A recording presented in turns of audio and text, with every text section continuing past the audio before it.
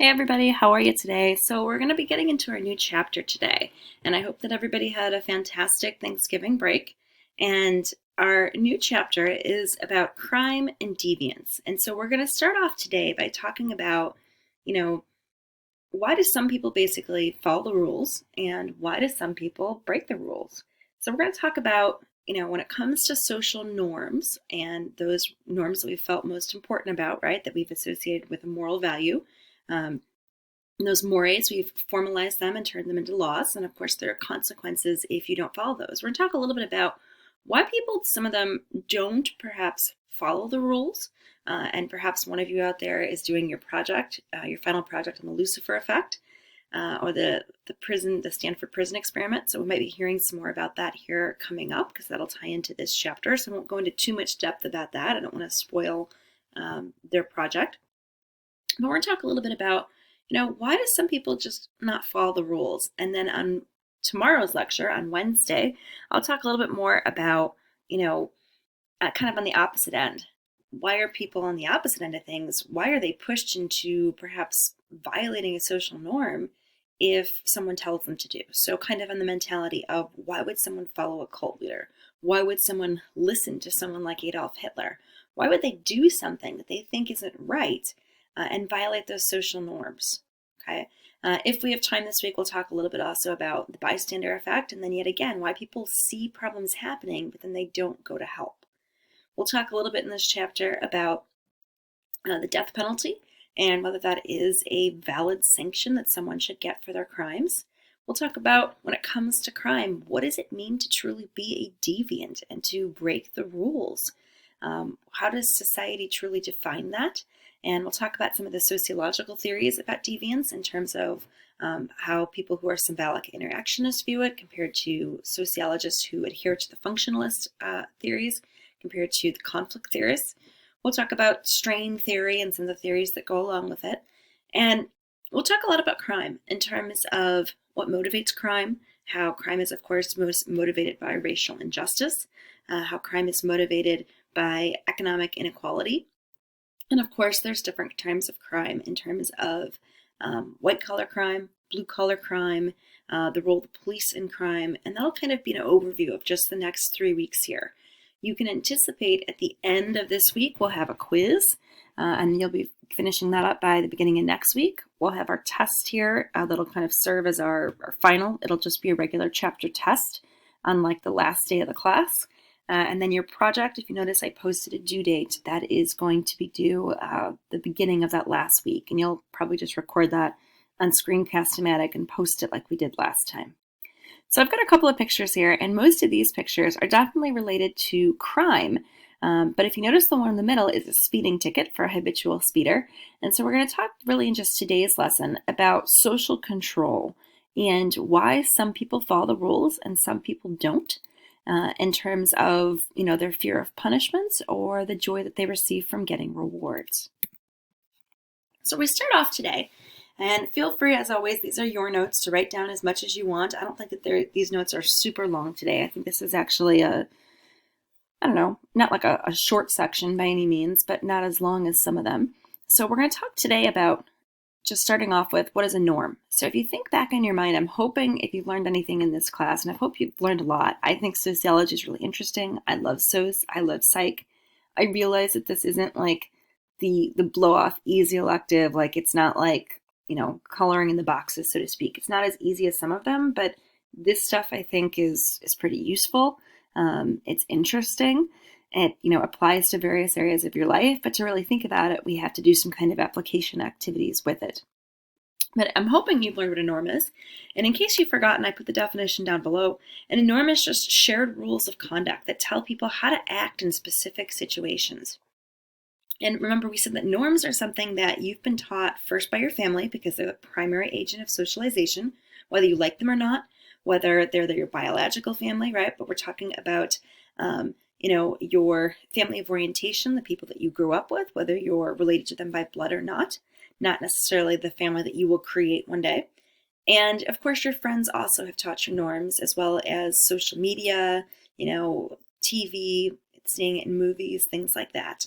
And perhaps school has even taught you norms at this point. you kind of know how to behave. You know that when you go to a wedding, right, you shouldn't probably go up to the bride and say, man, you're really ugly on her wedding day as she's about to kiss the groom. You shouldn't go up to the groom and try to steal him away. That stuff might happen in the movies, so people don't usually do that in real life. You don't usually go to someone's funeral and spat on the body or say, man, I'm glad they're dead. I hated them. Yet again, things that might happen in television, but doesn't actually happen in real life. And as far as how to just behave when you go to an amusement park or standing in the line at lunch, if we had school, you don't cut unless you think you can definitely get away with it. But there's just certain ways to behave. There's a code of conduct when you're in the bathroom, when you're in an elevator. Now, what happens though when someone chooses to violate those norms? We're going to talk more in section 2 about perhaps what makes someone a deviant and why they would want to break the rules. But to try to get you a little bit of an overview for now, someone may not follow that social norm, whatever it is, raising their hand in class, not stopping at a red light, not waiting in the lunch line. Someone may break a social norm because basically they think they can get away with it. That's what it really comes down to. But most of the time, when it comes to our norms, we internalize them, meaning we've learned to control ourselves. When you're very little, right, we've taught children that if they don't follow the social norm, there will be a punishment. So at a very young age, it's about tangible rewards. Do this, you get a sticker. Do this, you get a gold star, a pat on the head. We tell you, good job. You get an actual treat, a piece of candy. Or we threaten you with some kind of punishment, whether it's actually, a spanking or whether it's putting a child in timeout. But there is some kind of, consequence to their actions. As you get older, though, most people learn to internalize their actions. And they do things not because of the fear of punishment, but because they've learned that it's part of our social structure and society and a norm. So, for example, when it comes to, raising your hand in class, it's not like every time you raise your hand, you have this big inside moral debate where you're like, oh, do I want to be the rebel today? Do I just want to speak out of turn? Or do I want to be a good kid and raise my hand? None of that happens. It has been completely internalized at this point. You just raise your hand because the teacher asks a question, they wait and there's some kind of pause, the class is quiet, and then you raise your hand. It's just part of the normal day-to-day activities as far as, well, if you're awake in class and somewhat paying attention and have the desire to participate or know the answer. So there's no inner turmoil going on though. You've internalized, this is the norm, this is what we do in our society, and so you raise your hand. Perhaps you may blurt out an answer. Some kids, when they do that, are perhaps seeking attention, but most of the time it's just usually a mistake. And sometimes kids even feel embarrassed when that happens, or whoops, I didn't follow the rules, especially if they get chided, if there is some kind of remark made by the instructor. If it's a smaller group setting, though, kids tend to feel that in a less formal situation, that's okay. So at this point in time, though, when it comes to enforcing a norm, people follow the rules and do what they're told because it's already been internalized. They're not even thinking about it. They just do it. But at the same point, they also follow the rules because they know that if they don't, there will be consequences to their actions. Same thing when it comes to being tardy for class. You know that when the bell rings, you've already been classically conditioned, right? We talked about your behavior to get up when that bell rings, and you leave to go to your next class. And hopefully you wait till the teacher is done talking, if they still are, if the class ran over. And you go to your locker, maybe you talk to your friends, you visit, right? In a world without COVID that used to be normal. And then you would go to your next class. And if you're tardy, there are, yet again, kids who are tardy because they want to be tardy, because they've been purposely dilly-dallying. But still, most people do not intend to be tardy. They don't intend to be late. They just were having fun with their friends. They were goofing off. They were having a great time. They lost track of time. They had to go to the bathroom. They couldn't find the stuff in their locker. They got in the last class late. There's other situations that are mitigating, which lead them to the behavior of perhaps being late. Now, whether they feel guilty about it or show it is a whole different story. But for the most part, people have internalized, how they're supposed to behave. And for the rest of the people who haven't really, internalized it, meaning they haven't just come to accept it as part of their daily routine, they usually still get to class on time and are not tardy because their fear of the punishment. even though for the most part, we've always gone with a policy at the school that for the most part, I think that Mr. Mosher just lets it go on your first tardy. And it's only after habitual tardies, your second, your third, that then he comes to talk to you. Then you would get detention, whatever the handbook says. I don't even honestly know. And so the thing that you really want to pay attention to here is that when we're talking about internalization of norms, it's this whole idea that the norms have become part of your personality. They've, you've just figured out that this is how you're supposed to behave and act in certain situations. There's no inner struggle, as I said, going on about, ooh, should I be late to class today? Ooh, should I raise my hand? You just know that this is what you do. It's part of your simple day-to-day behaviors. You do it without even thinking. And I want you to really pay attention to this 90-90 rule, meaning that 90% of the people will internalize 90% of the norms, meaning that 90% of the people in society, at least in American culture, the sociologists say, 90% of the time, they're going to follow the rules. They're going to internalize the norms. They're going to do what's expected of them. At least they'll try. And as I said, we all make mistakes, right? You blurt something out in class. You're tardy. You're going over the speed limit and you get a ticket. But for the most part, 90% of the people know these are the rules and they're following them, not because they're going to get a gold star or because they're afraid of getting punished by the instructor. They're afraid of a detention. I don't think as juniors and seniors, any of you are quaking in your boots. Ooh, I'm so scared of a detention. I don't think so. Okay. It's more so that you just do what's expected of you because you know that's what you got to do to go by. That's just the standards of behavior and how you fit into society. But the other 10% of the population basically needs those sanctions, whether they're positive or negative, to really get them to stay in line, to follow the social structure, to follow the rules. And so they need that in terms of some kind of reward or punishment to get them to be good, so to speak. And sometimes they don't think they're going to get caught, or the fear of punishment isn't that strong, or the reward is not enough. And so people then choose to be deviant and to act out, which is what we'll be hearing more about when we get to our projects with the Lucifer effect and such. Now, when it comes to sanctions, this is a word that I've talked about earlier in the year. I think I talked about it when we got to our culture unit. A sanction is basically, just in case you forgot, it's a reward or it's a punishment. And it's something that's created to force conformity, to get you to follow those norms. So when we're talking about, getting people to conform, it's all about really having a functioning, whether it's a family or whether it's a classroom, whether it's a church youth group or church service, whether it's our government as a whole, you want people to conform to the norms. Otherwise, you do have chaos. If all of a sudden a whole group of us decided, you know what, I don't care about stoplights, right? Who gives a crap that green is go and red is stop? What if we make up our own rules? What if we're just not going to follow them and we're going to go whenever we want? Heck with the government, right? If you decide that you're going to be an anarchist of sorts and that you don't believe in the government and you think that they have too much power and you're not going to follow those social norms, and if you choose to be deviant and the threat of a punishment still isn't enough, for one person, it could cause some chaos. If all of a sudden none of us followed the social norms and felt really that we were within the government's, power or social control, then you would have perhaps anarchy. Then you would have chaos. If people just drove around whenever they felt like it, you could have people getting seriously injured. So sanctions are usually put in place, whoever it's by, the mom and dad, right, to keep their household in order, or mom and mom, dad and dad. Don't want to, exclude that there. And whether it is, about a family or whether it's a sports team, if it's a dance class, whatever it may be, the rules have been in place to create order, right? To have some kind of structure, to create chaos. And then with that order, there becomes norms. It's the whole idea that you norm it, you make it a rule, and then you enforce it. So you form it, you norm it, and you enforce it so that kids basically know that there will be rewards and punishments. There will be sanctions. And the hope is that in time, kids just internalize it. And, for the most part, an interesting one is putting our phones up.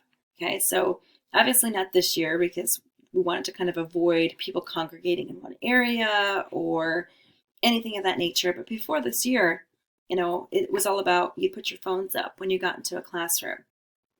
And so, yet again, we formed the rule that you should put your phones up. I tried to make it a norm, put your phones up by reminding you. I tried to enforce it, but then it gets to the next level of, do I actually punish you? Do I actually write you up because you didn't put your phone up in a holder? It seems very juvenile. Now, most kids internalize that rule. Many other kids, though, chose to ignore that rule because the fear of punishment didn't seem threatening enough, and because their desire to have it seemed overwhelming. So, were they being a deviant? Perhaps not. Were they technically violating a social norm? Yes, meaning that the fear of punishment, the sanction, was not strong enough. Food for thought there. Now, let's talk about different kinds of sanctions. And you're going to be doing an assignment here that's going to be due by tomorrow night, which is going to be pretty easy, about sanctions. You've got positive sanctions and you've got negative sanctions, and they're broken down into formal and informal categories. And I've got a little note handout, which is pretty valuable and easy to understand, which I attached to the assignment. But when we're talking about a sanction, on the positive end of things, it's a reward. On the negative end of things, it's a consequence, it's a punishment. And as far as a positive sanction, they're broken down into basically formal and informal categories. As far as more of a formal sanction, or a formal positive sanction, I should say, being when we had maple leaf medallions. Okay, that would be one that Dr. Brumbaugh gives out. Or when we had like our student of the month, right? And you would go in front of the stage, in front of the school, and get an award of sorts. And then I guess even last year, we stopped doing that, if I remember correctly. And then it was just like we announced who you were each month to our class. I think I liked the big assembly more myself. It was annoying to get up, I don't know, like in the morning, I'll admit that. But you definitely got more recognition. For some of you who hate getting the recognition or didn't want to go, I guess maybe it was good we did away with it. But that's more of a formal positive sanction. If I just tell you good job on a test or give you a high five, that's more of an informal positive sanction. Now, in our culture today, there's lots of talk about, do we give people too many sanctions, too much praise where they really don't belong? And so it's the whole idea of like a participation trophy. And, there is this thought process that if you talk to people who are in their late 70s, 80s to 90s, they'll tell you, of course, that when they were young, the only people who got medals or trophies for playing sports were the best. And it would taught you basically that if you are the best, you get the reward. The rest of the team just gets the praise or gets the comment that you need to work harder. Now there are participation trophies. Good job, you played in the sport. Everybody gets a medal. And so, yes, it does boost everyone's self-esteem, and it makes them feel good about being part of a team and having unity. But at the same time, the question has been raised as, does it, not really kind of truly display the efforts of the best? And is that trophy, are they undeserving of it? Are they getting something for simply showing up and doing what's expected of them already? So are we not really truly rewarding the people who are the best, and at the same time giving too much praise to people who are at the bottom end, who simply just showed up and really didn't play that hard or do anything? So are we too much putting people in the middle, I guess, is really the mentality. And so there's lots of debate out there in our society about participation trophies. And I will say that my son, he got a participation trophy. He's played soccer since, gosh, I don't know, since maybe since he was like 3. And they've always gotten a medal. But that's the thing, is everybody gets a medal on the team. And it never has really bothered me. I will say that my son loves getting a medal. He looks at it as like, woo, I got a gold medal. Like, he thinks he's awesome for getting it. So I don't have a whole lot of opinions, honestly, on it either way. But I do understand both parts of the story. And that's the whole goal of sociology, remember, is to be able to take on multiple perspectives and to understand the viewpoint of others and perhaps to show empathy. I will say that in his team this past time, my kid was an all-star. I was like, woo, I was finally the proud mom. There was a time period when I wasn't always the proud mom, and he's like not paying attention, I think looking at the clouds and making shapes with them, but he was an all-star. Like, there was one game where he scored like 5 goals. Like, he was just unstoppable. But he's also all of a sudden has the physical advantage where he grew over the summer, and he grew like 2-3 inches, and he's like the tallest kid in the grade. I don't know, he got like put on some weight. He seems like he's like a much stronger, bigger kid compared to a lot of other kids. And he was using like the longer legs to run faster and use it to his advantage. So I was pretty pumped. I was pretty proud. But was there a kid on his team who like totally sucked? Yeah, there was this girl who never paid attention and she like missed every goal. And so I don't know if it's not like she didn't deserve a trophy, but at the same kind, yeah, she kind of didn't deserve a trophy. She did like absolutely nothing. Like I kind of feel bad for her. I don't think she liked soccer. I think her parents kind of like stuck her in that position. So I kind of understand, like I've heard other parents say, they don't think every kid should get a trophy. And then some of my friends think every kid should get a trophy. I kind of see both sides of the perspective. Now, when it comes to negative sanctions, a negative sanction is basically a threat, basically, that if you don't do X, you won't get Y. Or if you don't do X, we will take away Y, right? So it's the whole idea that, if you are not conforming to the standards, if you're not following the social norms, something bad's going to happen to you. We'll take over something you want, or we'll punish you in some way. And for most people, the threat of the punishment is scary. It's worse than perhaps the actual punishment. So, what we're getting at by that is that like detention is by no means, something really scary, but it's more so like if they do call you down to the assistant principal's office, you do perhaps get a pounding in your chest, like, whoever it is, please report to the principal's office. You kind of get freaked out. There definitely is some anxiety going on there and some stress. And then same thing as I said before, big whoop at detention. But it's more so the hassle, the annoyingness of the detention. It's not like it's hard to physically sit there and do your homework. There's nothing bad about that actual situation. It's more so that you've got to have the chat with Mosier about, well, what's your problem? Why aren't you following the rules? Why aren't you on time? It's more so about the talk, right, that has to happen at home about why aren't you doing what you're supposed to do? I've raised you better than this, blah, blah, blah. If they take away your phone, if they ground you in terms of whoever you live with. So that is more the hassle that goes along with it. And yet again, 90% of the time, 90% of the people are going to internalize those norms and they're not going to get in trouble. They're going to do what they're supposed to do. But for the other 10% of the population, they need those positive and negative sanctions to get them to follow the rules, and they need that fear of punishment to basically keep them in check, to keep them in line. Yet again, would people really do what they're supposed to do if there was no fear of getting in trouble? 90% for the most part, they say, would, but the other 10% would not. Now, when it comes to these negative sanctions, we've obviously have just yet again like positive sanctions. There's the whole gambit. You've got the negative informal sanctions to the negative formal sanctions. There's a big difference between sending someone to detention, giving someone a frowny face, or basically an eye roll, or a stern look, compared to sending them to prison. So we've got depending on the seriousness of their actions. And I think you understand at this point that a formal sanction is something that's given by a person of authority, a group of authority, some kind of formal organization. So it could be, for example, your teacher, your principal, head of a religious group, your coach. If you're a member of a certain organization, for example, like the shows on Broadway. If you are the best, you get a Tony Award. And when it comes to, actors, if you're the best, you could get an Emmy Award for TV, or, when it comes to the movies, an Oscar example, country music awards, there's some kind of, recognition there for whatever it is that you're involved in. And of course, yet again, when it comes to punishments, the most famous formal organization there will be the police. They're going to be the ones who punish you for that. Informal sanctions, I'm hoping that you're starting to understand. They could be something that's, a high five, a pat on the back, a dirty look, something of that nature.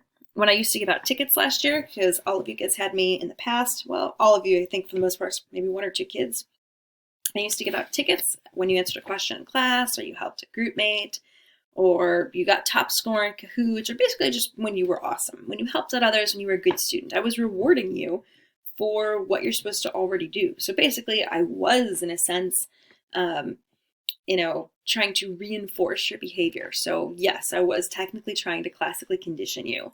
I was trying to condition you so that, every time you spoke out, I rewarded you with a actual tangible, informal sanction. And I was trying to reinforce that behavior to get you to do it again. Now, some kids are motivated to simply participate in class because they know that that's what's expected of them. But for others, that is not enough of an enticement, because even though they know they're supposed to, there's a fear that they don't know the answer. They don't like the kids in their class. Their class is very quiet. And so the tickets are basically, for some, that kind of reinforcer, that push to really do what you're expected to do. And it gets kids more so to participate if they need that reward. So the 90-90 rule, or the 90-10, 90% of the kids will do what's expected 90% of the time, definitely does not apply to putting your phones up in class or class participation. So there's different kind of factors which really impact how you truly behave, which is why, I was trying to condition you. If you never realized it, there you go. You learned something this year. But as I said, I was a psychology major in college, so you didn't realize I was doing it the whole time. But for the most part, it works. It adds an element of fun to the class. So the informal kind of positive sanction was the ticket, and then the more formal positive sanction was, of course, if you won, when you got candy and such like that. And of course, the negative, informal sanction would be like if I gave someone a dirty look, I got quiet, I went and I stood next to their desk, something of that nature. I told them to knock it off, to get back on track. And then, of course, the negative formal sanction would be, of course, writing somebody up, calling Mr. Mosier down, which I know you've all seen happen before in this class. Got to think way back to the beginning of the year. All of that would be more on the formal side. So to wrap things up, our last slide to talk about here is social control. And when it comes to social control, it's just the idea that you're either enforcing norms through either internal or external means. That's what social control really is. And social controls really exist in all societies. When it comes to social control, most people, use self-control, and they do what they're supposed to do because that's how you're supposed to act and behave, and they've internalized those norms. But for, in other circumstances, we said that people, of course, they need norms, right? They need norms. They need sanctions, right, to do what they're supposed to do. And so when it comes to their teachers, their church leaders, their coaches, the police officers, other authority figures, so to speak, they basically are the ones who are exercising social control. They're the ones who are trying to get people to follow the norms, to, remind them, hey, if you don't do this, there will be a negative sanction. Or, hey, if you do this, there will be a positive sanction.